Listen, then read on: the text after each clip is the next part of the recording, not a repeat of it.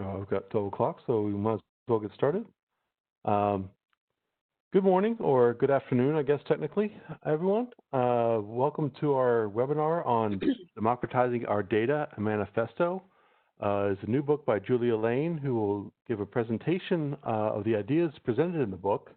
Afterwards, she and I will do a short Q&A, and then we will open it up to the attendees to do their own Q&A. And we ask that any questions you have for Julia, you put in the chat, and I'll moderate that and answer questions as they come in. But for now, I'll turn it over to Julia to get us started. So thank you very much. It's always lovely to be at COPAFS. Thank you very much for inviting me, and thanks to Arthur Kennicle, whose idea this was. It's very good to be here. So I'm going to walk through some of the ideas in the book. I'm pleased to see so many people listening in. I'm going to try and be a little bit provocative, because if you're not provocative, you're boring. So we'll see how things go with that. So I'm going to start with giving you what the key ideas are. I've been a faculty member for many years, so I've learned to tell you what I'm going to tell you, then tell you, and then tell you what I told you. So that's kind of the structure of what we're doing. So here are the key ideas. I think we have a lot of challenges to our existing system. As I'll tell you, I've spent 25, 30 years working in and around the federal data system. And probably the biggest challenge that I think jumps out at all of us, and certainly COPAFS has been very eloquent about this, is funding. There are lots of good ideas. There's a great statistical infrastructure, but the money hasn't been there to do many of the things that the federal agencies want to do. And so that raises the question of, why is this happening? And so what I'm going to talk about is, maybe thinking about some structural changes, because if things can't go on the way they are, then they won't. So I think we ought to think about an existential challenge to the current way in which we do business, and how we're going to get about it. The other challenge that we have, which is not just with the statistical system, but with any bureaucracy, whether it's a government bureaucracy or a private large-scale system, is innovation. How do you foster that? And those challenges are taking place or becoming more and more apparent at the same time that we have massive technological change. And we've been talking about this for 10, 15, 20 years. And new ways to collect data. There's a whole bunch of new skills that in computer science in particular. And there's a whole bunch of new tools. So how do we take advantage of those massive changes?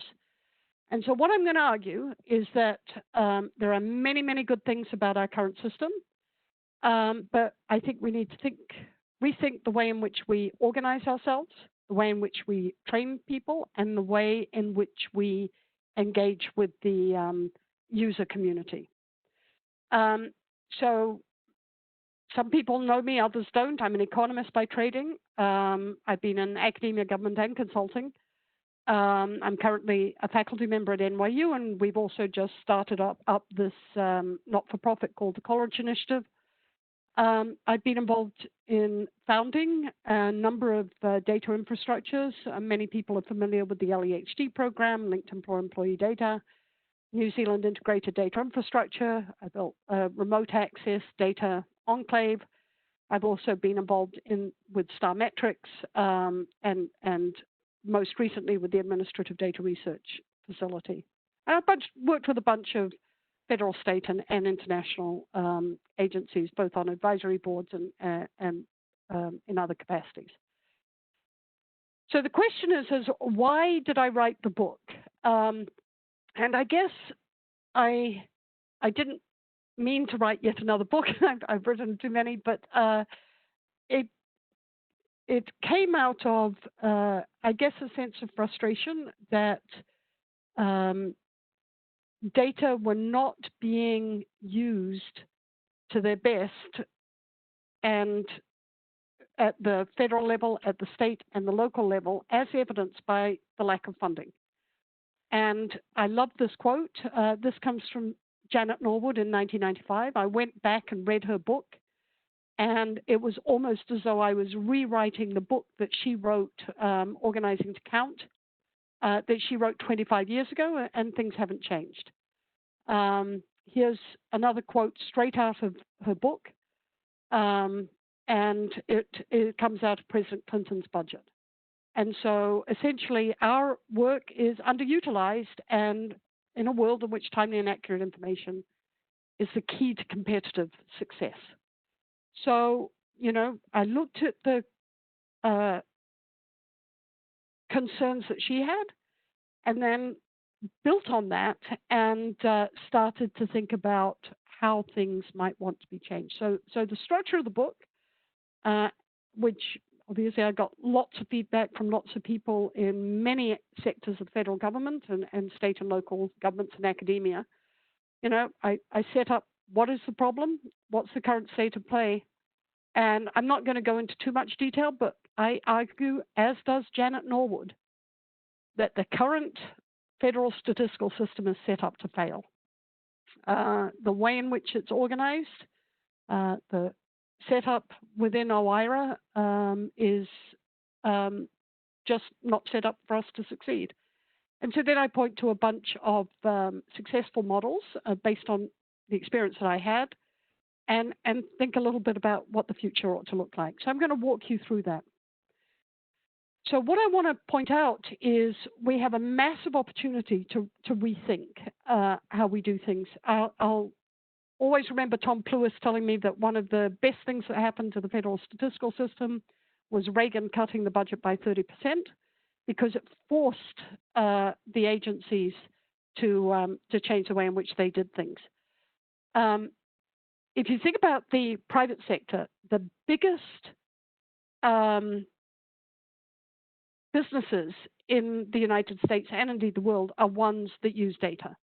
Microsoft, Google, Facebook, Amazon, and so on. And in the academia, as you see by NSF's Big Ideas, the big focus is on harnessing the data revolution.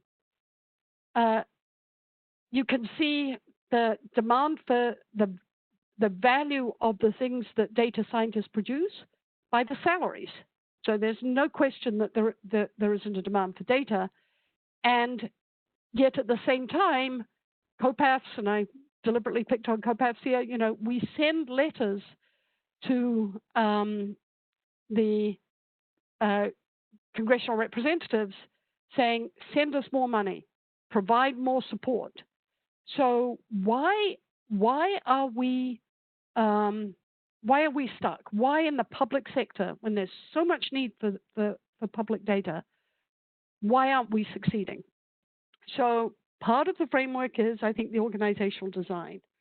The way in which we are structured, which is essentially a federal system that goes out and figures out what the research questions are, what surveys need to be collected, how data ought to be collected, is too far removed from the real questions that are needed at the state and local level. And I think that's part of the reason that we're too far removed, if you like, from our customers.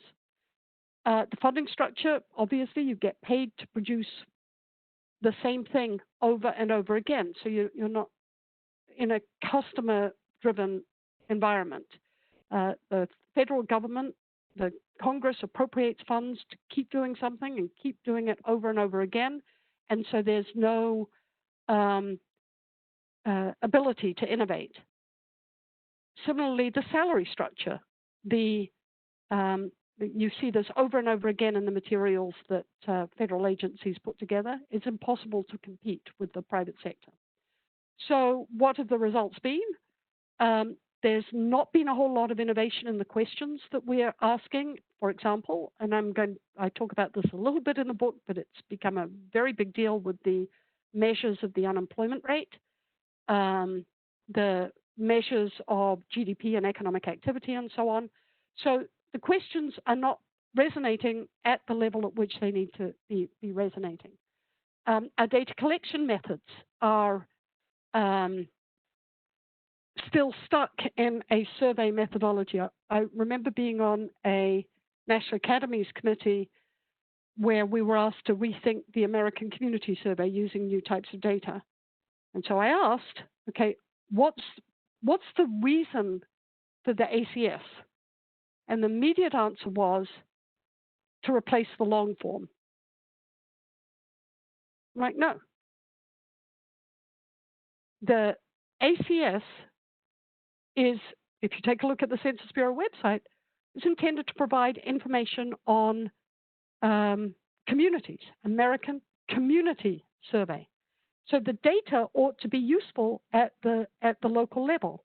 And what that may not necessarily mean is this survey-based view of the world in which we have data in rows on individuals, and what you're trying to do is to fill those rows with the administrative data equivalent. Maybe we should rethink what we can answer in a timely way with existing data and use surveys as a way of enhancing our understanding rather than as the main source of data collection.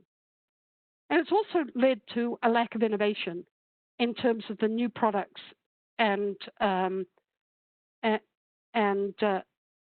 procedures that can be provided to our customers, which at the end of the day is people in the local areas. People want to know what's happening in my community, what's happening to unemployment in my area, how do I create jobs?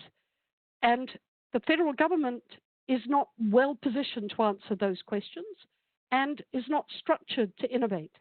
So the consequences of that is we don't get funding and we don't get a wide variety of new products. And again, I'm trying to be provocative here. I'm sure lots of people are choking on their coffee at this point, but I want to get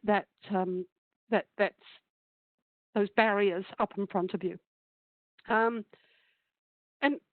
you know, the challenges that we're facing with the criticisms of what's going on at the federal level, the unemployment rate has really brought that into stark contrast. It's not just that the unemployment rate measure was misclassified, but that the underlying concept, while an important concept for longitudinal consistency and for international reliability, the notion of a person actively looking for work as being unemployed and a person being employed as employed for at least paid work for 1 hour a week of farm and family payroll as well.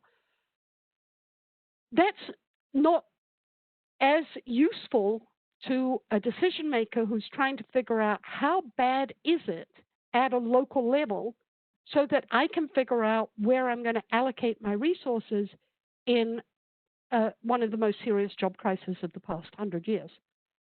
How can we develop new measures that can answer those questions? There's lots of state and local data that are out there that could be combined thoughtfully and made available, and we've talked about that in a couple of other settings.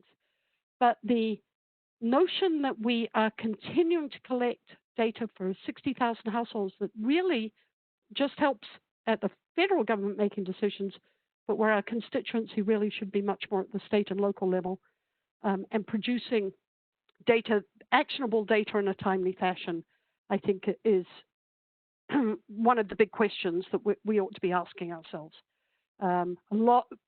Similarly, we produce the GDP figures with all their flaws, and we understand exactly how that happened. That was developed in 100 years ago, and it's not as useful now because it's late and it doesn't cover as much as we want to have covered.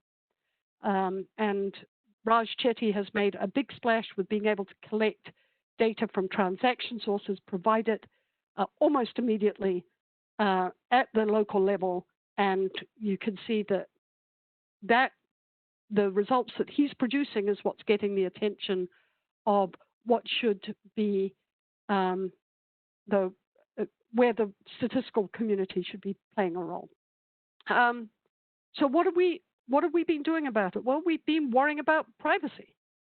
And while that's an important issue, the way in which we've done it has been, has,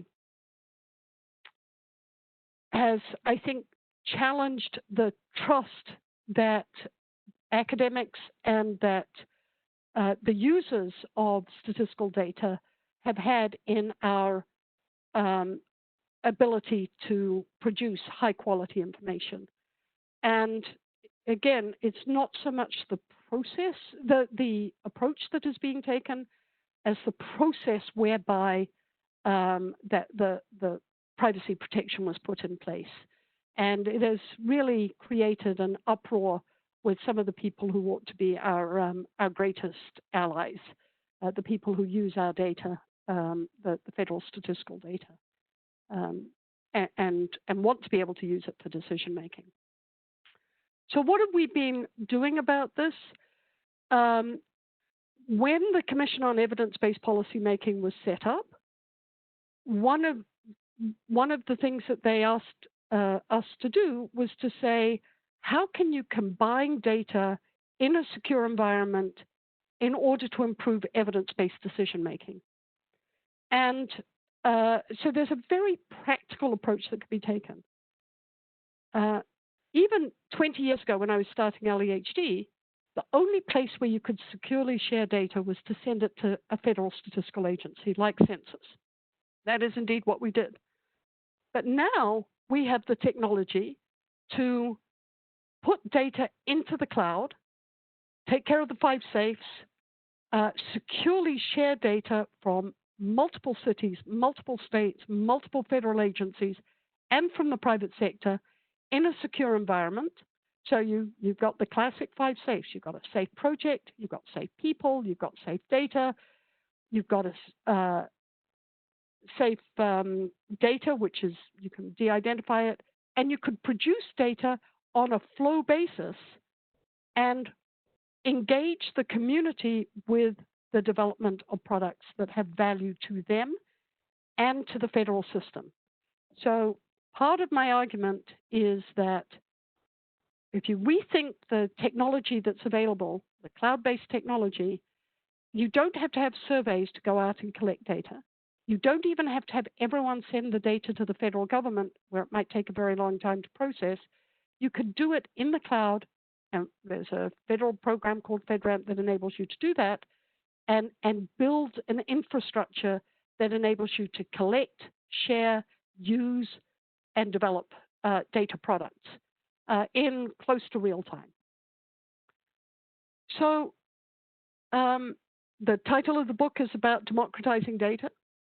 How might one think about rethinking the organizational infrastructure and really change the way in which we do business? Now, I know that NAPA and a number of the people on the call, I certainly know Nancy Potock's been working on this with a number of former OMB people, thinking about how to reorganize the way in which we do business as a federal system.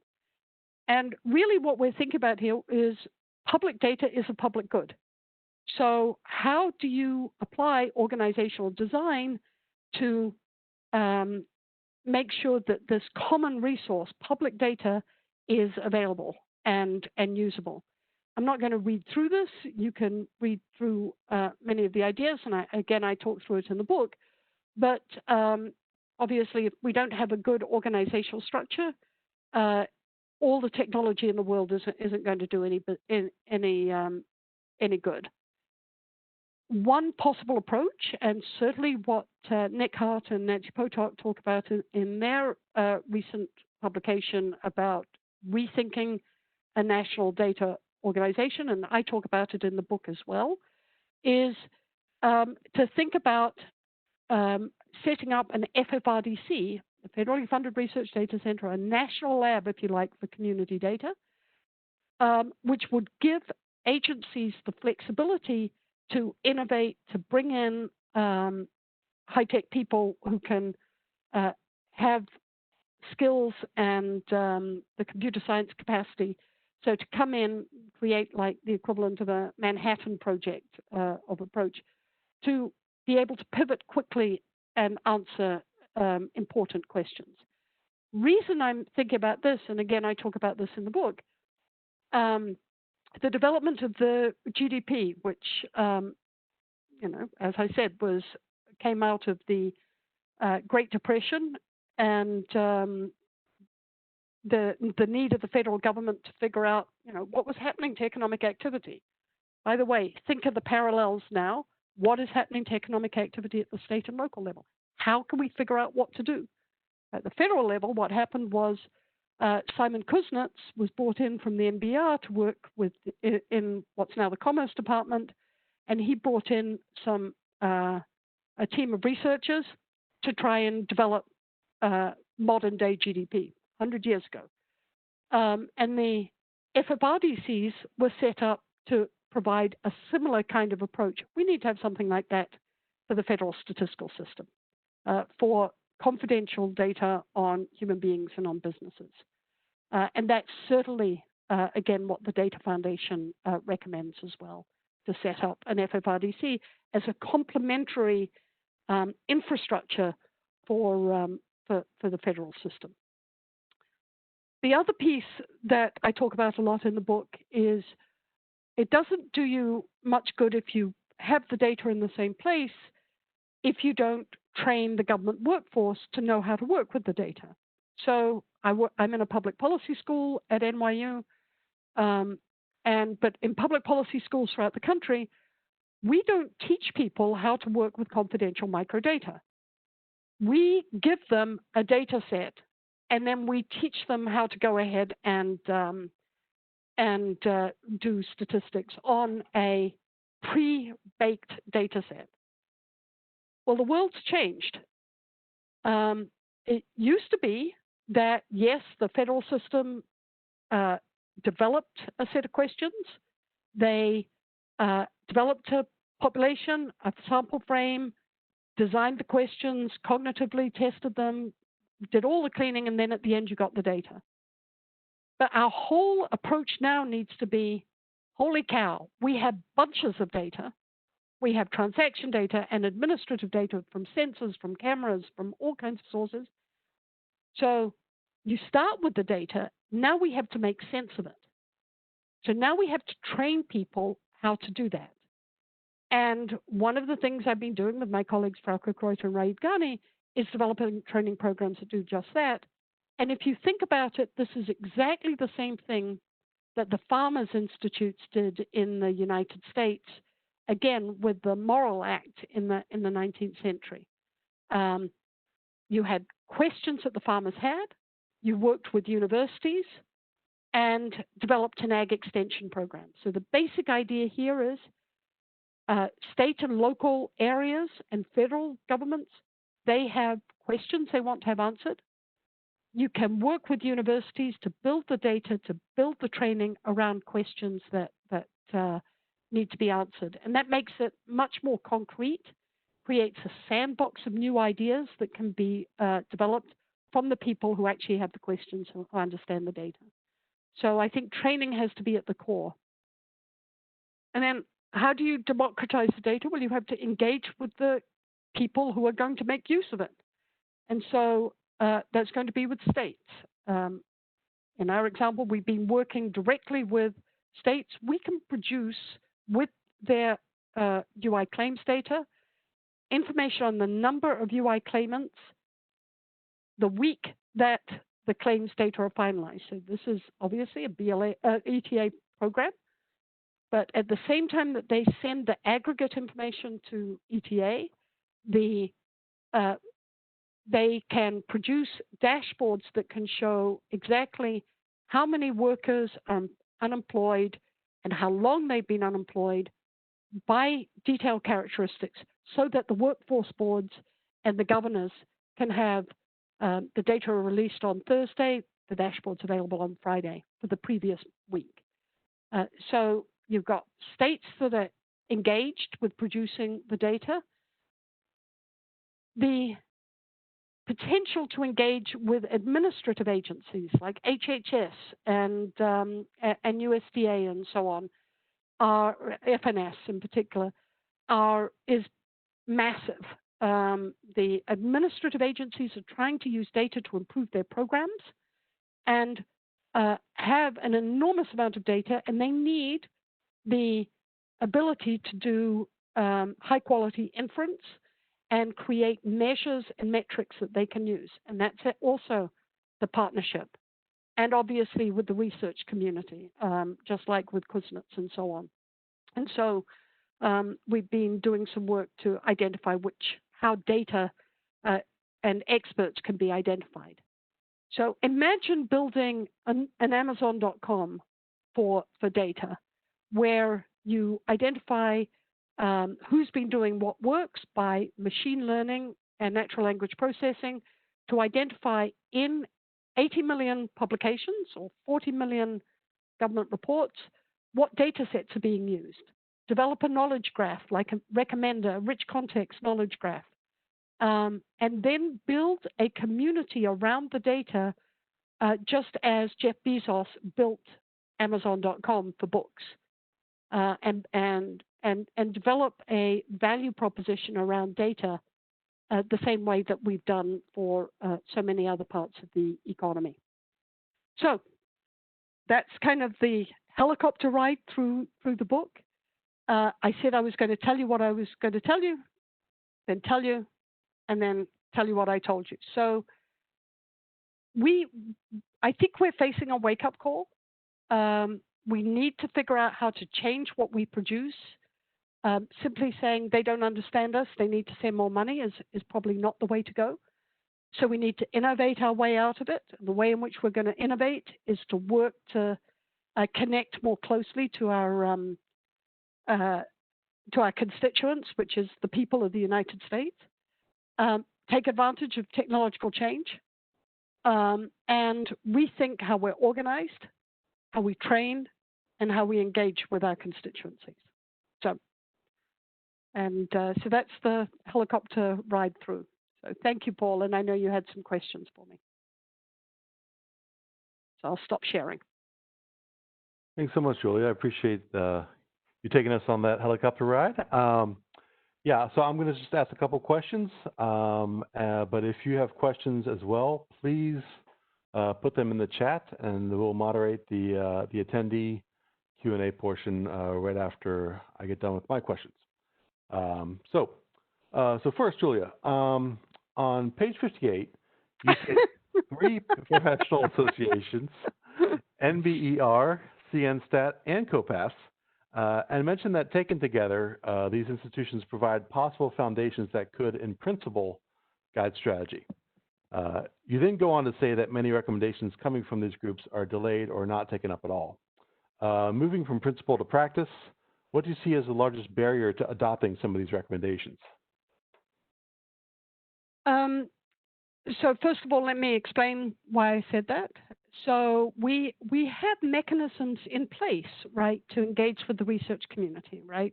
Like we did with, that's what each one of those 3 are doing. For the NBR, we have the Conference Research on Income and Wealth. The CNSTAT, it's directly pulling in the research community to the federal agencies. And COPAFS, by its title, right?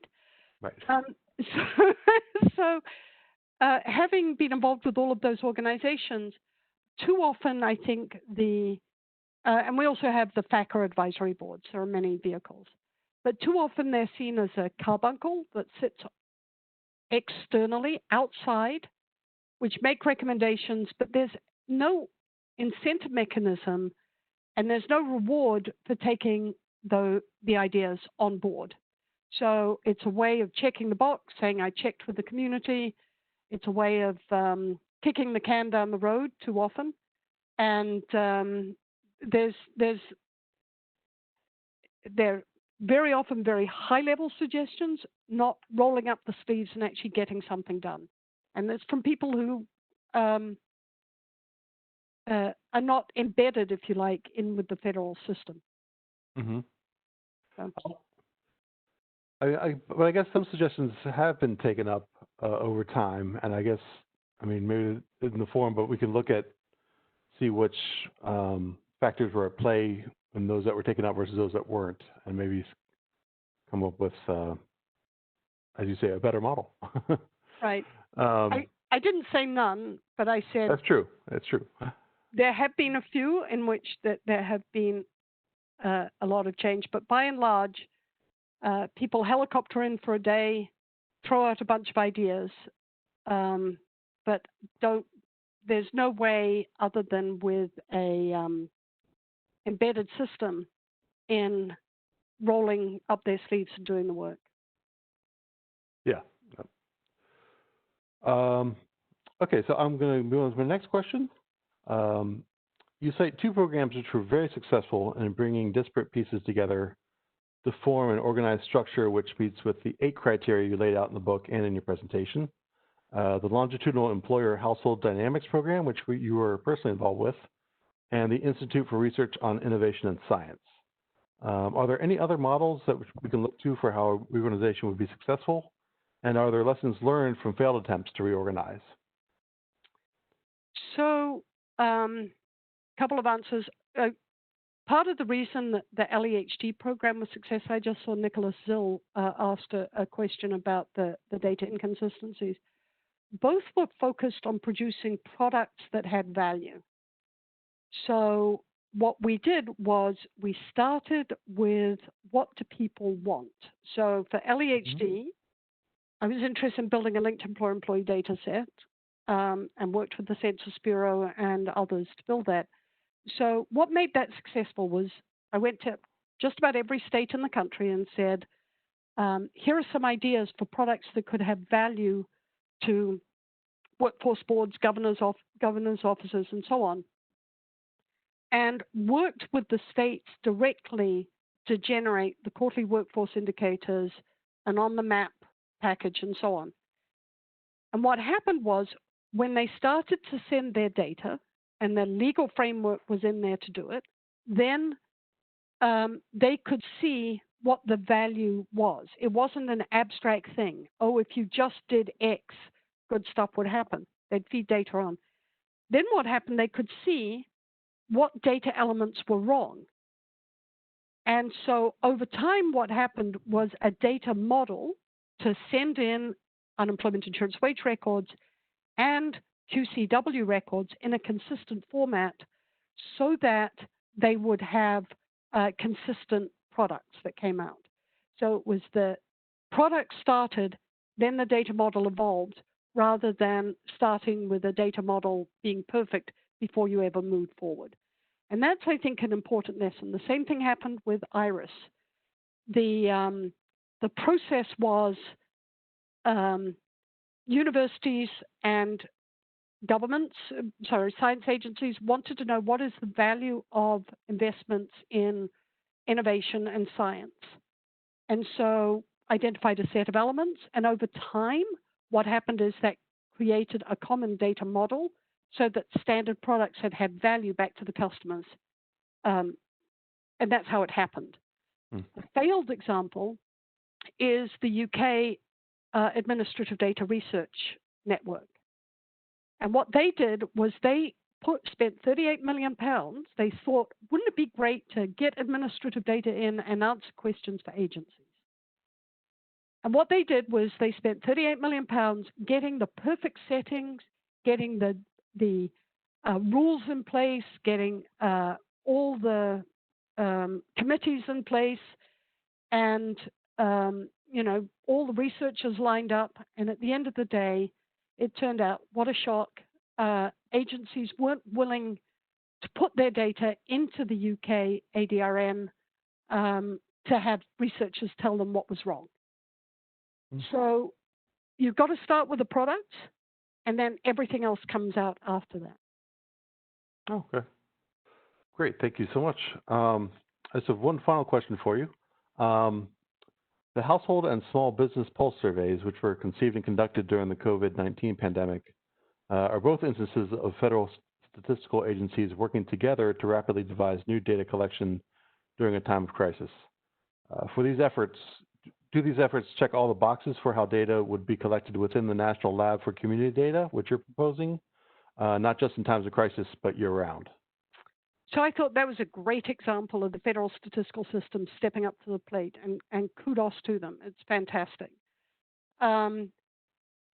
I think the challenge is it's still survey and it still provides national information that the media loves to pick up on, but it doesn't provide people with any actionable activities. And really what we're looking for, I think, is data for the public to inform individual level decisions, right? Businesses, people deciding where to put schools, people deciding what to do.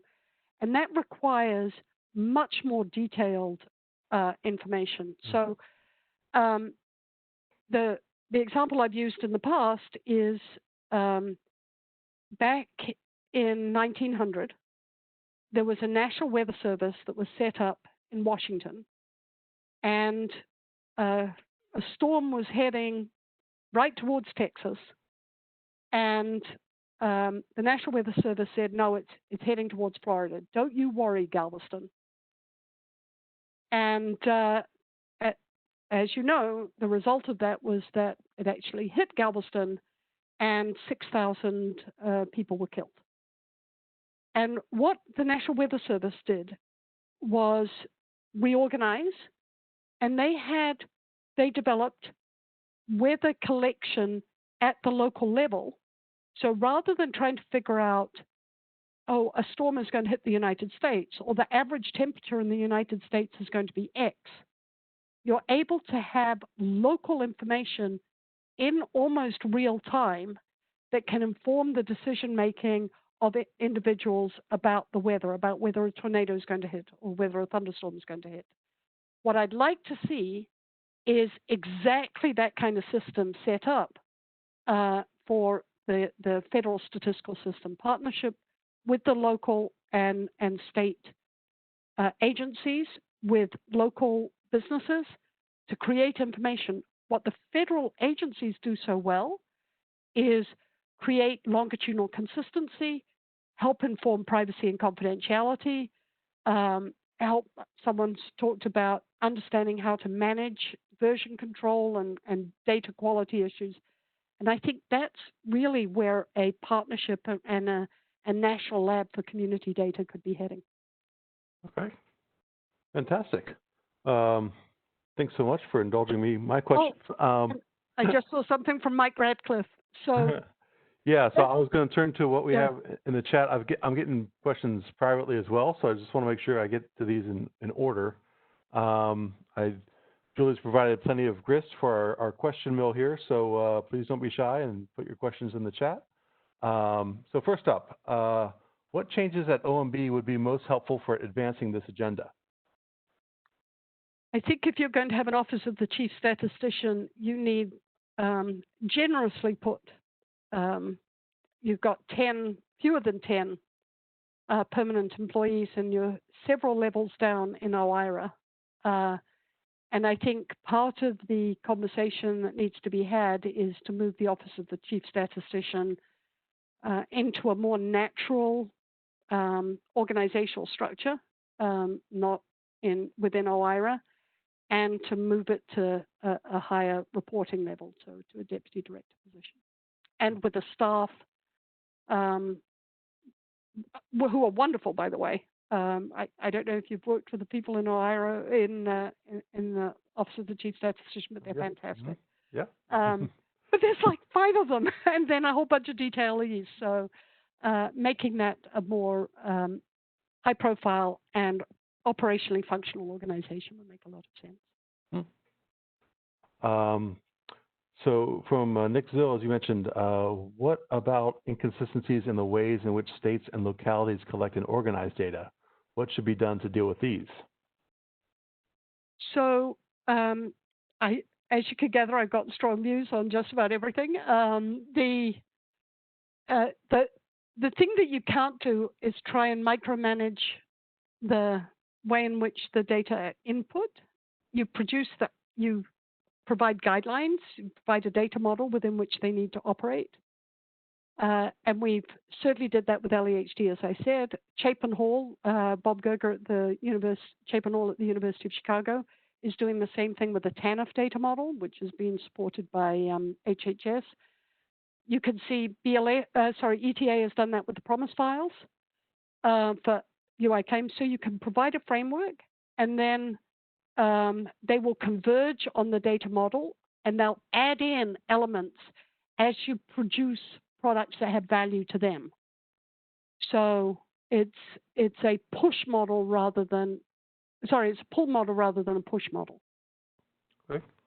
And they'll find the errors in the data because they'll look at it and they say, that doesn't look right. And then they'll go back and find out what the problem was. Or they'll say, you're missing X. And then you say, well, where can X come from? And the products and the data infrastructure, it'll be like a coral reef. It grows like a coral reef. Sort of more organic, so to speak. Exactly. Yeah. And I should say, with New Zealand, we did that with the integrated data infrastructure. That started off just being a linked employer-employee data set, and now there's dozens of agencies. And it is now in New Zealand, you have to use the evidence from the IDI when you make a budget recommendation. It's become part of the infrastructure in New Zealand. Okay, we have a question from Megan Stussy.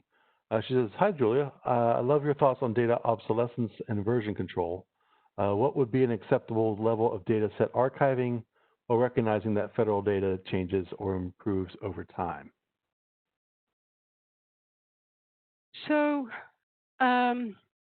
again, it depends on your view of the world. And I think you could imagine two common modalities. I think I've got in the book, standards are old. I think you called me out on this, Paul. Oh, yes, yeah. Of course they're old. That's why they're standards, right? So I call them standards. That's right. So I think there are two things that need to go on, and I think this is kind of the tension that a national center for, or a national lab for community data can help resolve. Because obviously what you want to do is, even when you embalm a version, as you start working with it, you'll find that the people who work with it discover anomalies.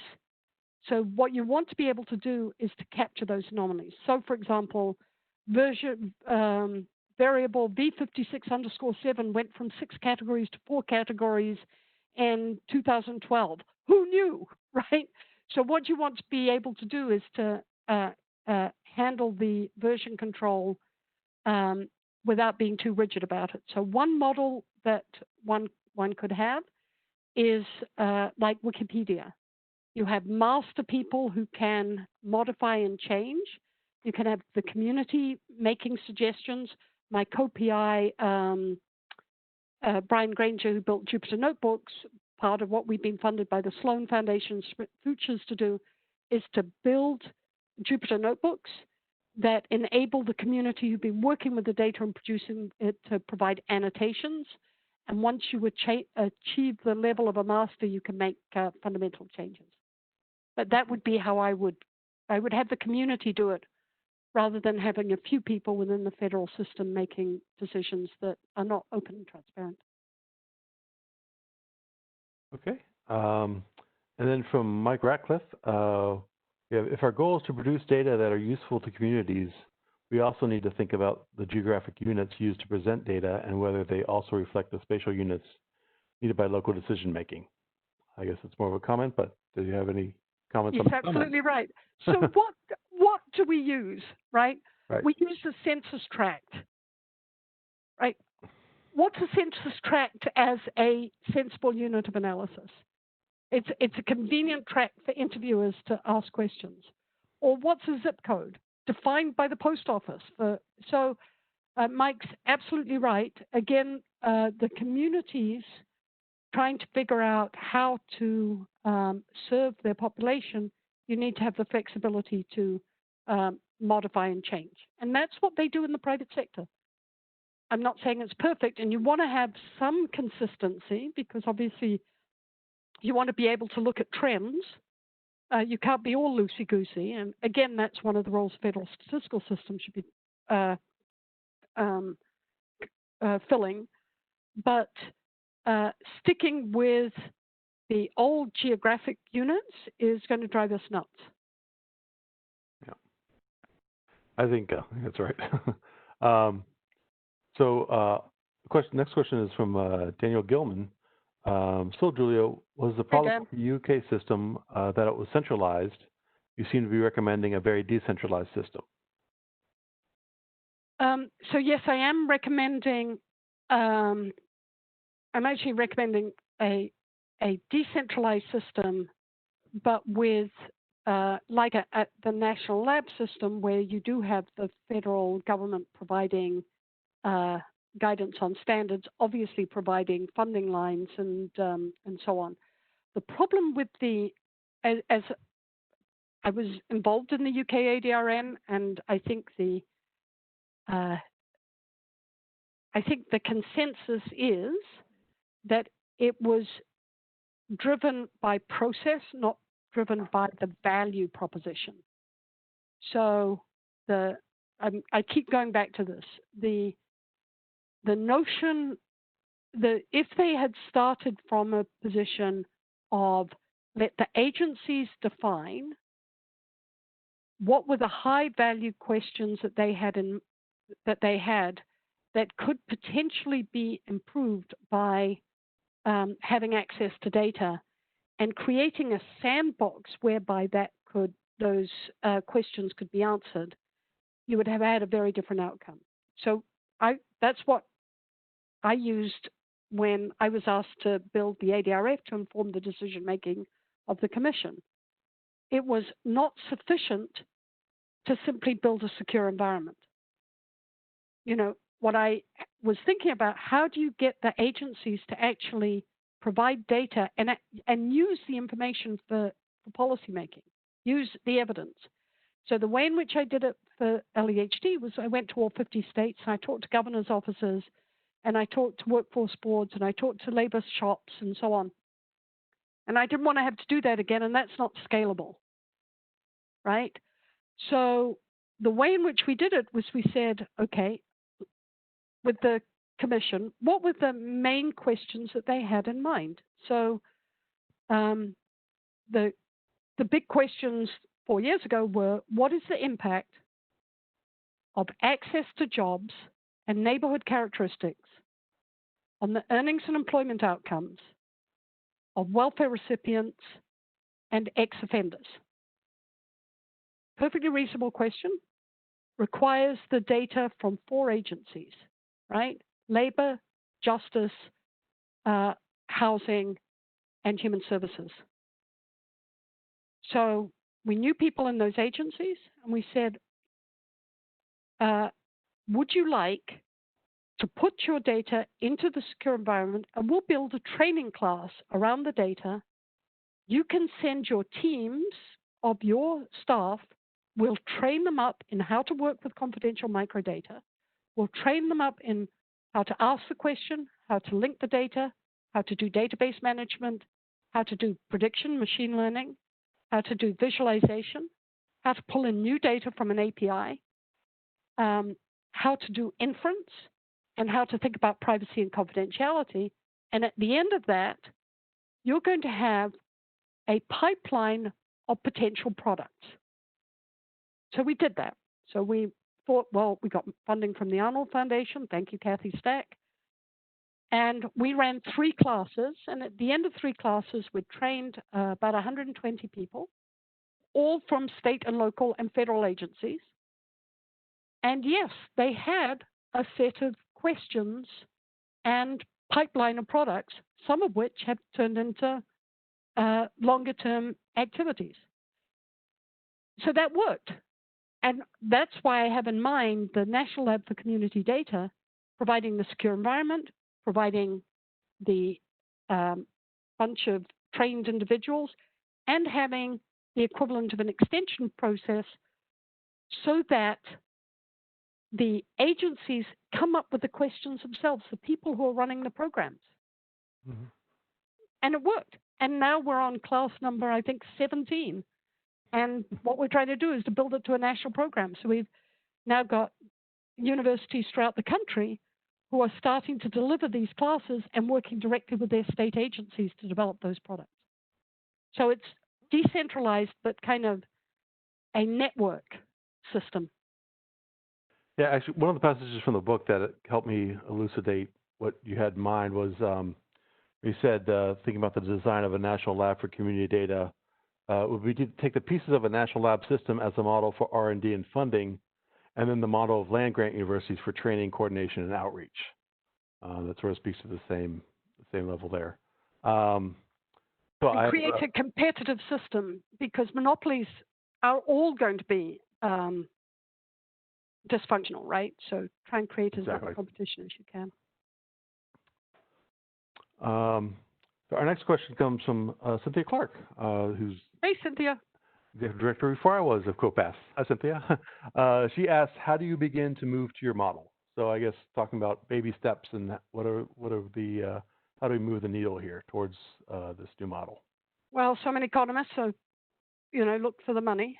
So I think there needs to be funding. There needs to be an incentive structure that is set in place. So if we're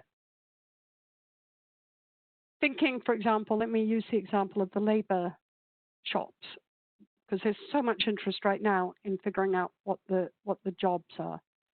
So Congress could go through Department of Labor and provide funding to education agencies and labor agencies that go to the states that provides both funding to link data across state lines and across agency lines, as well as the training associated with it, set up the ways of measuring their success, and make funding contingent on achieving the goals. Does that make sense? So you've got to have money behind it. It's unfortunately not a full market. And then if they don't succeed, then shut them down. That's the advantage of a national lab. You can shut things down. And that's the advantage of setting things up with measures that evolve. Because if they don't deliver on what they said they were going to deliver, then you have an exit mechanism. So what is the federal role in all of this? So the federal role is critical. One is to create longitudinal consistency, to help with developing common standards in conjunction with the states, the coordination role, and providing benchmarking and providing the expertise. So that's what kind of the FFRDC does under the guidance of one of the agencies.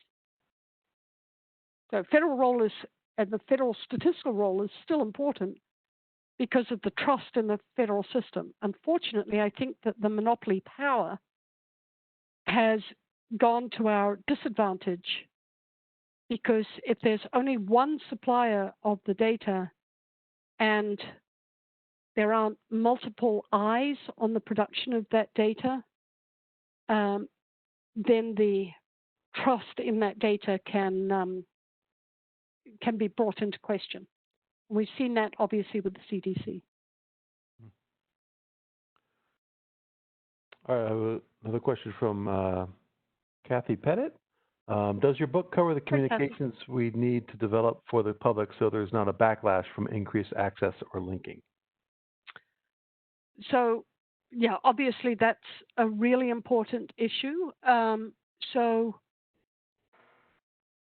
I think that the and Kathy, I think you were involved in, what was it, the Annie Casey Foundation did a major study on trying to understand why backlashes occur, and we've seen it with the COVID crisis.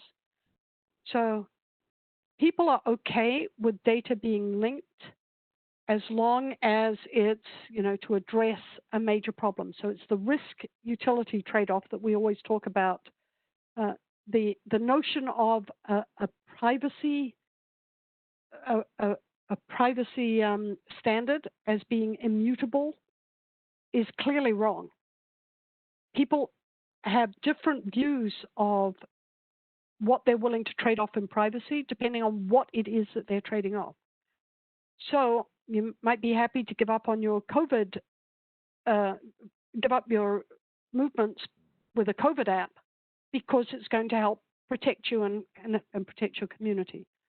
People are willing to be photographed, 3,000 times an hour in London because it makes them feel safer. But there's that trade-off. So what we've got to do, and it goes back to the 5 safes. It's got to be a safe project. It's got to be a project that people buy into. There's not, and that goes back, Kathy, to producing something that the community wants to have, that they understand what the value is for. So when Joe Salvo talks about wanting to have better ACS data, it is so that if there's another Hurricane Sandy in New York, or if there's a terrorist bomb, he knows where to send the buses. When people want to use public data to figure out where to put the schools. So if you make that argument and make it clear and transparent that that's where it's coming from, rather than trust us, send data, we'll do stuff to it, and you'll get something. But having that clear linkage and the buy-in, I think that's what's critical. So we got a question from my former colleague Stas Kolnikov. It's a doozy, so I'll go ahead and read through it and let you respond.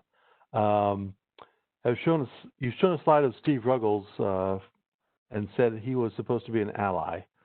His critique of the DP protected census data products, as far as I understand it, boiled down to too much noise in the data at small scales. You cannot do anything policy meaningful for a town of 2,000 or for a demographic group of 2,000 in a city of 1 million. If all census data are moved to an RDC, FSS does not seem to be able to roll out infrastructure for hundreds of thousands of projects being run annually, especially if there is a simultaneous pressure to reduce turnaround times. What is your reaction? Yeah, so I have 3. I'm an economist, so you'll get 3 answers. None of them will be right? So the first one is Steve and many like him have been huge allies of the Census Bureau. They've taken data and created more and more valuable products around it. If you think about a coral reef, my goodness, there are so many private and public entities that have built coral reefs around that core infrastructure. So I think the concern that much of the community had was the way in which the differential privacy was introduced and imposed. This was not, it was decided without a real full engagement with the user community and without an understanding of what the downstream impacts would be. Maybe for some good reasons, but as with so much with community management, process matters. And so that lack of engagement was a major concern. You are correct that one of the things that Steve was quite worried about, and I think a lot of people were, was this notion of either it's a full public use file or people have to go into the physical FSRDCs, and that's not feasible. I've got 2 responses to that. One is there is no reason to have a physical FSRDC system in this day and age. You can have cloud-based access. It can be remote. you can scale. There are millions of users using Amazon at any time of the day or night, or using bank data at any time of the day or night, and that's secure. So that's one. The second is, it's not clear to me that you should only have a binary option. And certainly, even though Census argues that there is only a binary option, it's either public or not, in point of fact, you have multiple access modalities at Census. You have a small group of individuals that directly work with PII. Then you have internal researchers who have access to a different set of PII. Then you have people in, sorry, it's not PII, it's PIC. Then you have people in the FSRDCs who have a third modality of access, and then you have the public at large. In one of the pieces of the Foundations Act, there is this notion of tiered access. So imagine codifying that tiered access. So you have different levels of risk, categorize them maybe by 5 levels, 5 levels of utility, bucket that.